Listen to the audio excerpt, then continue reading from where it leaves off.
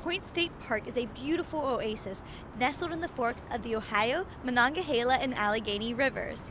It is an example of how history and people can coexist. While helping to preserve the history of this area, the Fort Pitt Museum is dedicated to providing vital information and interactions to the public. Welcome to the Fort Pitt Museum. My name is Andrew Gaerte. I'm the education manager here at the museum.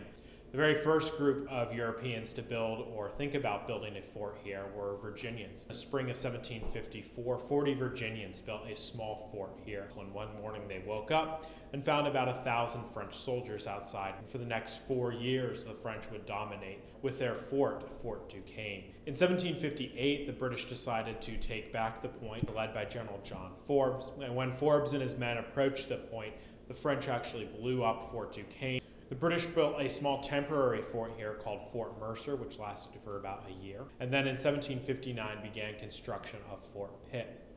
Fort Pitt would take the English almost 2.5 years to construct. From 1759 until 1772, the British would dominate the point here with Fort Pitt. In 1792, the federal government decided to shut down Fort Pitt. Money was to be had by converting this piece of property, which had been a military installation, into the center of commercial enterprise. The Fort Pitt Blockhouse, the oldest building in Pittsburgh, is located across from the Fort Pitt Museum. This was a brick building. Almost 80% is original. What happened when people were living here, they needed a door someplace else, or they needed a window someplace else. So you can see around where some bricks have been, like up here, have been maybe removed, and then when the DAR got it, they replaced all of these. The point here develops further as a hub of transportation, and people continue to use the point as a jumping off point for the settling of Western America. In the mid-19th century, the point had been transformed from a military outpost and center of commerce to a sort of slummy area of town. For the past 150 years, people have been thinking about what a park would look like here in sort of the center of town. It would take almost 30 years, however, from the end of the Second World War until 1974 for Point State Park to be completed. And that was completed in the summer of 1974 when the fountain down at the very tip of the point was turned on for the very first time. Green spaces and gardens and trees were planted, really transforming the point from an empty, open space into a nice state park for the people of Pennsylvania and Pittsburgh.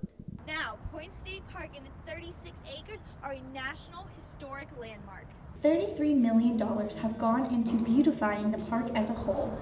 Adding trees, improving walkways, and renovating the steps along the river have all attributed to this recent construction.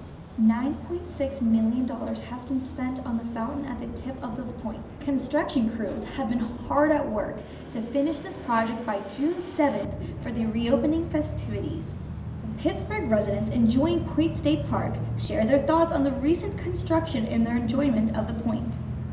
How often do you come to the point? Almost every day, Monday through Friday. I would say daily for a walk at lunchtime. I roughly come here every other day. The fountain's on today. What are your thoughts about it being open? Oh, I think it's great. It's wonderful. It gives us some new scenery to look at when we're walking around.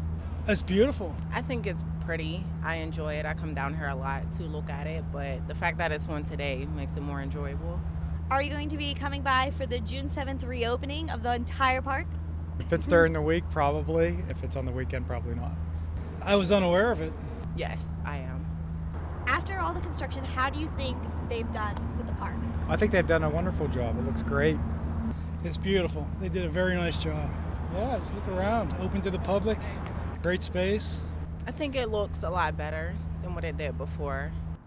Be sure to mark your calendars for June 7th to celebrate the history and revitalization of Pittsburgh's Point State Park. Reporting from the Point, I'm Brittany Lauffer.